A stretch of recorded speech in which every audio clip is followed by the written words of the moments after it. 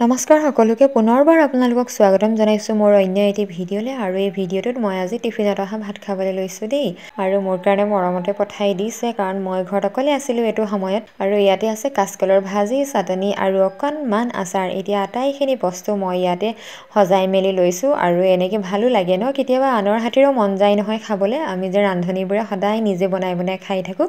আৰু খুব মন যায় কেতিয়াবা আনৰ হাতেও এসাঁজ খাম বুলি এইফালে আটাইখিনি ধুনীয়াকৈ সজাই ল'লোঁ আৰু এতিয়া খাই লওঁ কিন্তু বহুত সোৱাদ হৈছিলে দেই একদম থেংক ইউ মোলৈ ভাত পঠিওৱাৰ কাৰণে আৰু এবাৰ ৰাতিপুৱা যে উলিয়াই লৈছিলোঁ কাপোৰবোৰ লাহে লাহে ভিতৰত ভৰাওঁ বুলি লৈছোঁ আৰু এই কামবোৰ যে কৰাকৈ কৰি থাকিব লাগে এবাৰ উলিয়াব লাগে আকৌ এবাৰ ভৰাব লাগে তথাপিতো উপায় নাই এতিয়া যে ৰ'দ দিছে কাৰণে কাপোৰখিনি শুকুৱাই মেলি ল'লোঁ সেয়েহে মনটো ভাল লাগিছে আৰু এতিয়া 3মান বাজিছে দেই আজি ডাঙৰ আহিছে আমাৰ ঘৰলৈ ভিডিঅ'টোত নুলিয়াবলৈ কৈছিলে সেইকাৰণে মুখখন ঢাকি দিছে আৰু প্ৰাৰ্থনাও আহিলে আজি ঘৰলৈ আজিৰ পৰা ঘৰতে থাকিব